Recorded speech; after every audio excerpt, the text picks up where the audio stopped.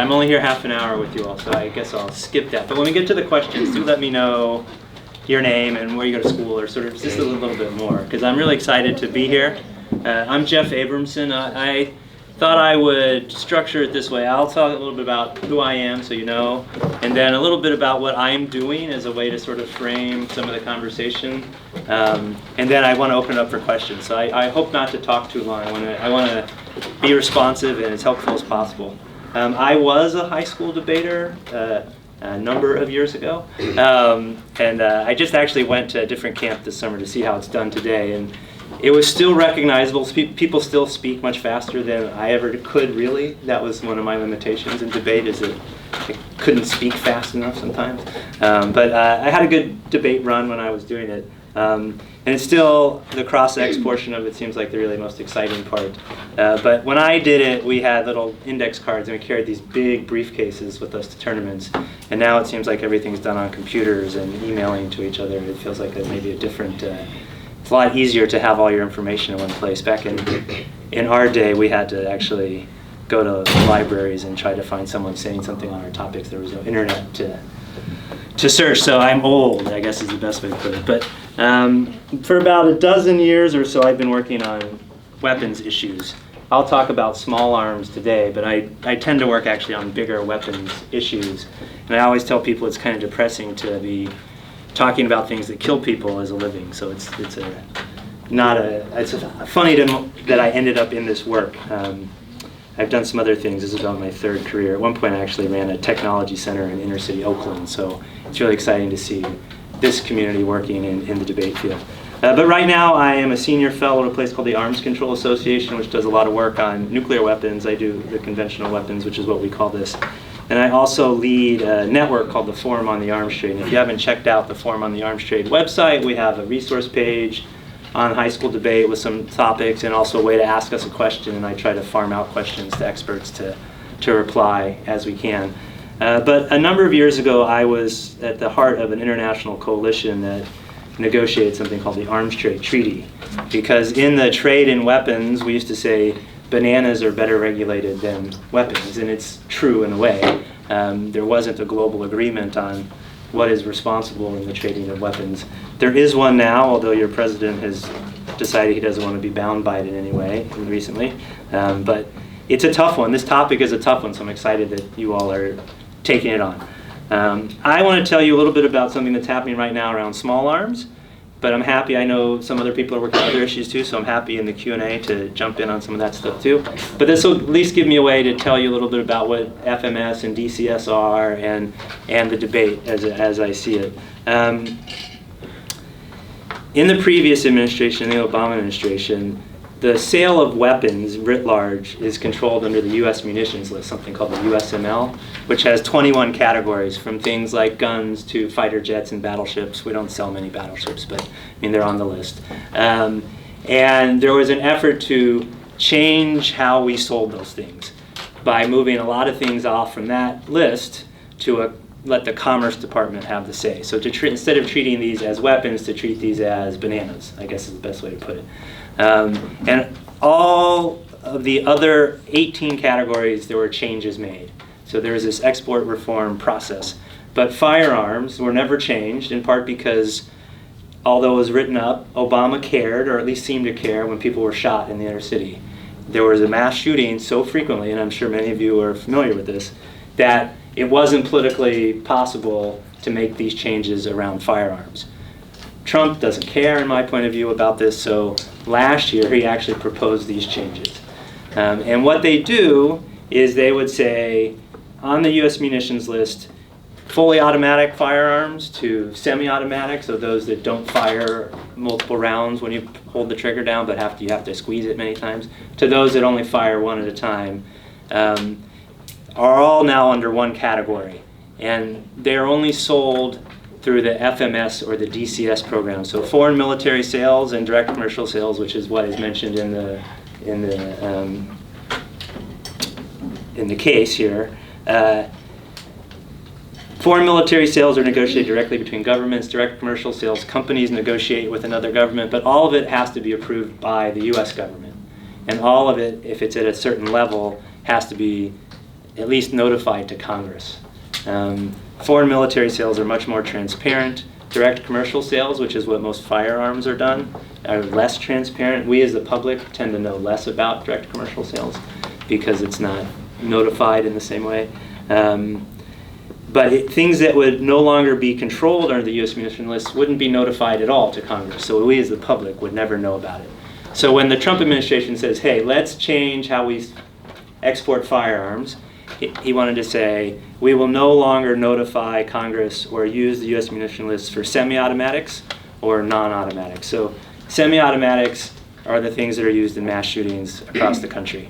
These are the weapons that, at the nightclubs and in the inner cities, these are the things that are being used. So it was very interesting. I work on the international trade. I don't work on domestic gun control issues. But last year when this issue hit, it suddenly brought together people like me who look around the world and see these firearms or the weapons used in conflict for real. I mean, the things that extend conflicts around the globe are not fighter jets. They are people fighting with submachine guns. And a lot of the human rights abuses, a lot of the concerns that I have about how weapons are used are about these weapons, not the big weapons. Although the dollar value on this stuff is relatively tiny. I'll say it's $1 billion a year, which might be high. Sounds like a lot of money, but a fighter jet sale to Saudi Arabia might be $15 billion. So you get the amount of attention paid when people talk about the arms trade is often the big weapons, but these small weapons are important. And there's a difference between small arms and light weapons, which we could get into if people want to, but that's not so important here. So last year, these rules came out, and there was a public comment period. And so people like me who say this is bad because it extends conflict and uses human rights abuses were opposed to this. But so too are a lot of the gun groups in the United States. So the Brady's and the Giffords, some of these groups you may or may not heard of, but a lot of the domestic gun violence groups were also opposed to these changes for a couple of reasons. One, because they get it. They say if you don't want domestic gun violence in the United States, why do you want to put it in other countries? So as a sort of basic moral argument, which you'll see in the basic AF, the novices will see in your basic AF that this moral argument is made, that if you don't want to see that happen here, why would you want to see it happen over there? But also, very strangely, 3D printing is controlled as an export because if you put it online, it can go anywhere. So the government had for a long time said if you wanted to put gun plans online, you had to have a license for it. So it was controlled as an export. If this moved over to the commerce control, that would change. So while I was working on this, there was no media paying any attention to my topic. But I was great. I was getting people interested in it. We got thousands of public comments. But suddenly people understood that ghost guns would suddenly be deregulated. And that had an impact domestically. People were afraid that you could 3D print a gun and take it into a school or to an airport on an airplane. And suddenly this got attention. So you get international and national issues sort of fuse in weird ways. So anyway, so there was this comment period. All the comments I thought were negative. Some people from the other side said, hey, this is great, it'll make it easier for us to sell weapons. The people who make firearms in the United States loved Obama because people who were afraid of Obama bought guns like crazy. The best arms sales domestically were during the Obama administration because people thought he was going to come take away their guns. Thought it was crazy. They don't think that's going to happen under Trump, so people aren't buying. The people who think they need a lot of guns aren't buying a lot of guns in the domestic market. But gun lobbyers are saying, well, make it easier for us to sell them. So we're seeing a lot more sales now under Trump internationally. So that's kind of the dynamic that's happening in the gun industry right now. So the gun industry is very happy if these changes happen. Flash forward to this year, finally at the start of this year, the proposed rules he sent to Congress for Congress to weigh in on. There were some hearings. I testified to Congress on this topic. But it looked like it was going through. But Congress used some prerogative. Congress is a little bit crazy, and we can talk about Congress if you want. But one particular senator named Robert Menendez said, hey, I don't want this to happen, and he put a hold on it. It seems odd that one person can stop all these changes, but that's sort of how it's happened at the moment. And then there's been some new developments since then around the National Defense Authorization Act to try and keep these things from changes. There's a bill in the House and a bill in the Senate to stop the changes. But that's kind of what's happening around part of this debate. And I wanted to sort of talk about that to tell you that these small arms do matter. They are used in a lot of places. The United States is by far the world's largest both exporter and importer of small arms. That's pretty much true for any weapon. The United States is the biggest seller and buyer of weapons. So what it does makes a difference. But there are many countries that do purchase weapons and sell weapons. A lot of this firearms the U.S. sells are going to places of a lot of concern. And if you look at a report from the Security Assistance Monitor last year, there were over $500 million worth of firearms notified to Congress for sale to Saudi Arabia. So Saudi Arabia is another, I'm happy to talk about Saudi Arabia, it's what I actually work more on. But that is my effort to just frame this issue and some of the topics in it. I don't think I lost too many people in that quick review, but I'd love to take questions or see how you're fighting with this or where things are, just to get some back and forth. Yeah. You said. And tell me who you are first. Yeah. My name's Zaire. Great. You said that USA is the biggest buyer. So where does USA buy their weapons from? I think we tend to buy a lot of European firearms. So this is more on the commercial side than the military side. We tend to make a lot of our military weapons. But this is a bit odd also. A lot of parts of the world actually don't use American weapons. They use old Soviet stuff. They use Kalashnikovs, AK whatever's, AK-47s and so forth. So we actually have a big business of buying Russian weapons and putting them in conflict zones because those are what's being used, which isn't really what you asked, but a lot of the domestic purchase of firearms is going to be, German or Italian weapons. But that's more sort of for personal use, not for military as much. Yeah? I'm Naila. Why were people afraid that Obama was going to take away their rights? Well, I think a lot of people were racist to start with and saw this African American and thought he was out to get them, unfortunately. But generally the Democrats tend to be a bit more in favor of gun control than Republicans do. And the NRA does a very good job of making people afraid. So they had a rhetoric of this administration led by Obama wants to take your guns away. I don't know how much we could talk about the sort of the Second Amendment fight in the United States, but I think it's crazy because I don't think the Second Amendment says what the Second Amendment supporters say it does, but they exist by making people afraid that the government is going to take their guns away, even though I don't think that evidence is true around that. That's my take. Others might have a different feel, but I think there's a mix of racism and as well as sort of Democrat versus Republican stuff. Yeah. So what is the difference between light weapons and small arms? Okay. So what's your name? Omari. Omari, great. So a small arm is something that one person can handle. So a handgun, a semi-automatic, and what we call light machine guns are often considered small arms. A light weapon is something that generally requires 2 or 3 people working in a team. It's not really sort of one person transportable. Some heavier machine guns require a couple people to feed and one to fire, or they need to be carried in a truck. Lots of shoulder-fired missiles would be considered light weapons because one person kind of can do it, but it's a bit heavier than that. But a lot of the people in my field work on what we call small arms light weapons, SALW, and we bunch those all together. Some people draw the line between small arms and light weapons a bit differently. But even combined small arms, the data on small arms is, you'll find this whatever topic you take up in debate this season, the data on what the value of stuff is really hard to agree on. So the data on small arms is, the last I've seen is based on 2015 data, and they think the value of the global trade in small arms, which includes ammunition for small arms, might be $5 to $6 billion, with the United States having more than $1 billion of that value. But a lot of the biggest piece of that is ammunition, actually. Also, what category would you put equipment in? Because I heard that's also part of arms itself, so like what category would you put that? What do you mean by equipment? Like munitions or like parachutes, as we talked about in our lab? So, I mean, for the purpose of your debate topic this year, if it's on the U.S. munitions list, then it's going to be controlled under FMS and DCS programs. So, in general, equipment is included there. So it is, for all purposes, you might as well consider it arms.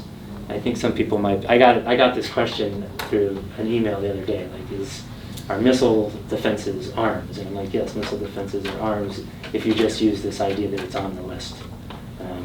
So I would say equipment is arms. You know, you could say arms are the things that actually expel a deadly device if you wanted to, which a parachute isn't. But if it's regulated as part of the munitions list, then you would, I would say, consider it arms. I don't know actually if parachutes are, but I have a feeling they are. But there's 21 categories, and it does get confusing. I think I would suggest for this year in debate, you stick to things that sort of obviously are arms. Because I think that's where most of the energy is on this topic, really. Yeah? My name is Trina, and so the answer is probably obvious, but it just has me a little bit confused. So, you said that people were scared that Obama would take away their guns, so they bought more guns than under Trump's administration. Why? Because wouldn't Trump, if Obama did take away their guns, wouldn't he just take away the guns that they bought? I think I understand your question. The craze, you know, the people during the Obama time thought they needed to get as many as they can because it might start getting harder to get more weapons. Trump has said he's a big fan of the NRA, and clearly he's not a threat to domestic purchasing of weaponry, so they don't feel a need to buy as many weapons now. They don't feel like the government's going to come take them away and make it harder to obtain them.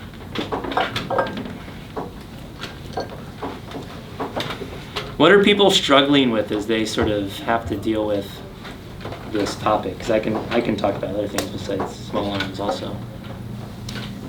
What do you think would be, sorry. That's all right, go for it. But, what would be like a good tip for someone who's like scared of like public speaking, besides like imagining people like in their underwear? I found that like, I was telling, I forgot, what was your name again down at the end? Naila. Yeah, what's your name again? Naila. Naila is 10, so my daughter's 10 also, and is like terrified to speak in front of the public also, but she does gymnastics, which I don't understand how she can do it when it's like, you know, in front of this big audience. I think what helps is doing it in small groups at camp first, if that makes sense, because I feel like that's possibly less intimidating. And then I also find, you know, if seeing other people is difficult, to look at whatever it is if it's on a computer screen, to stare at the screen and not look up. I mean, it sounds silly, but you know, I think if you don't feel like you're directly engaging, it makes it a little bit easier for the public speaking. But I think it's also normal to be a little bit afraid. I think, you know, the more times you do it, the easier it is. So some people like to practice their speech, and I think for the 1AC, that's pretty easy to do, right? It's like, you've got it written out for you ahead of time, so I think that makes it a lot easier. But I think it's repetition, and I say building small, you know, do it in a small group and build up makes it easier. Although I guess a lot of times you just have one judge, so it's only 5 people in the room. But I think that, I don't know if that's helpful. I don't know if other people have found helpful in that. It's a good question.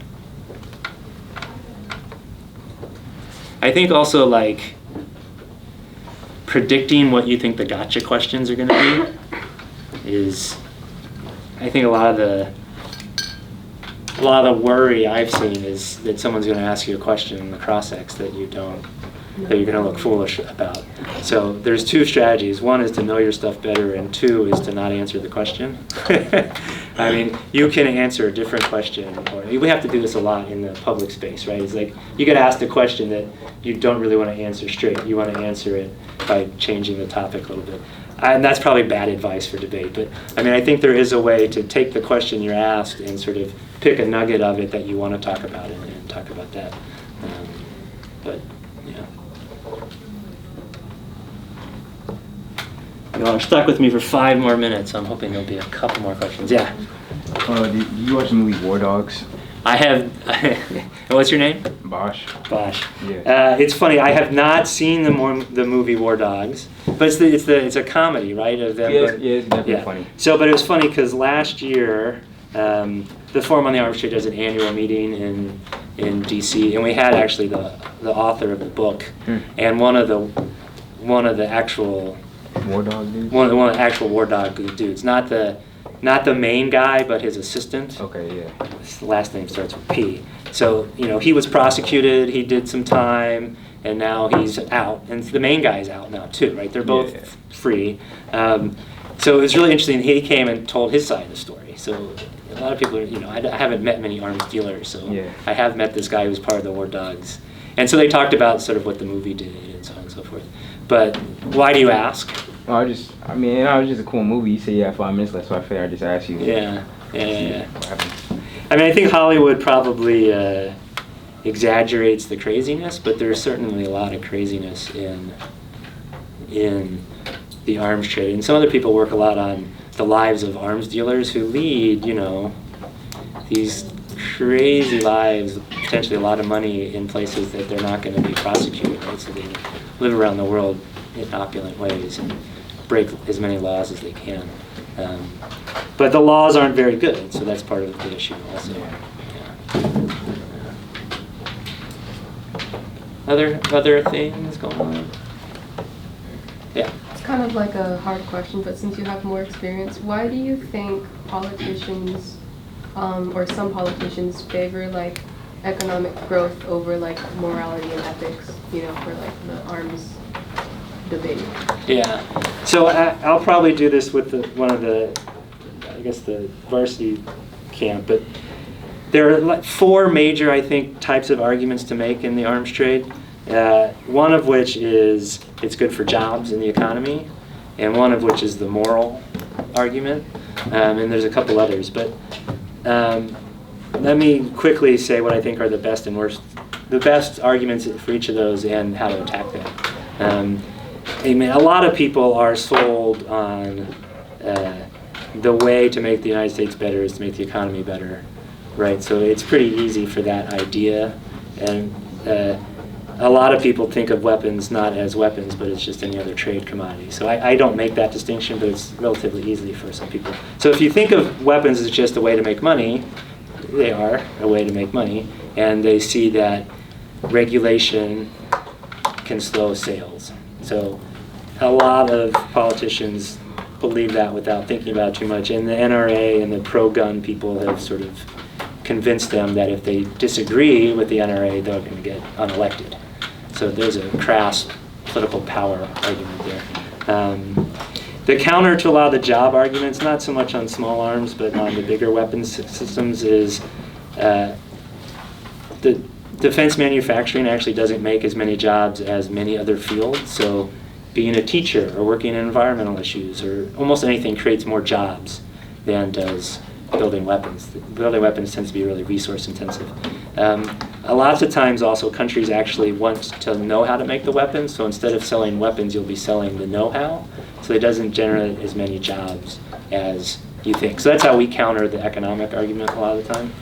In terms of the morality argument, I think the hardest thing we have to often rebut is if we don't sell it, someone else will.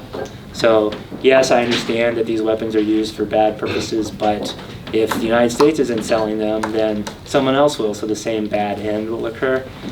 We tend to answer that with a number of arguments around it's hard often to replace the United States because it takes a while to change your system to a different set of weaponry. And the other is, well, there's a number of them. One is that it just doesn't matter if someone else is going to sell it. We don't want to be responsible for causing this harm. The other thing we will say is, we often say, this is the case for Saudi Arabia, for those of you who are going to argue about Saudi Arabia, we say we got to sell weapons to Saudi Arabia because we can control their behavior. If we don't sell weapons, we don't have any say over what they do. Saudi Arabia is almost the case example for why that's untrue. We've been telling them not to bomb Yemen or not to bomb civilians in Yemen, and we've given them lists of places not to target, which they have gone ahead and done. So it seems like the argument that having an arms trade relationship with the United States provides the United States leverage over that country often falls apart. So I answered your question with an answer I wanted to give, which wasn't really the question you asked. Yeah. On that point about using small arms trade as a leverage tool, are there any success stories that have actually led to like long-term success, not just that momentary success that leads to like 10 years later something like awful going on? Like, has there ever been a chance where we've actually changed country policy because of small arms trade? I don't know. I mean, it's you will see a lot of times embargoes placed on countries, and often that'll have to do with small arms, because those are the weapons that are being used there. And the history on embargoes and conflicts is mixed, I'd say. But the United States has supported a lot of embargoes. An embargo is sort of the extreme form of policy change, right? It's like no more. But yeah, it's a good question, and because I work so much on the bigger weapons issues, that it's easier for me to answer than on the small arms side of it. But I'd say that embargoes have ramped down violence and changed behavior in some cases. In some cases, it's we've had embargoes a long time, and bad things are still happening. But a lot of countries around the world realize that they're not especially in Africa, they're not making these weapons there, and suddenly they're getting in there somehow. So they have recognized that figuring out how to regulate and at times stop the trade is pretty important. Anybody else? Right? Is that a hand or is that a stretch? Okay, let me take the right thing. Okay. Your name? Yeah, my name's Fiona. Okay. And can you give me advice to talk in front of an audience? Besides the one I gave? Yeah. Yeah. Can you tell me like what you're already doing great because you're talking in front of audience, but what is the hardest part for you?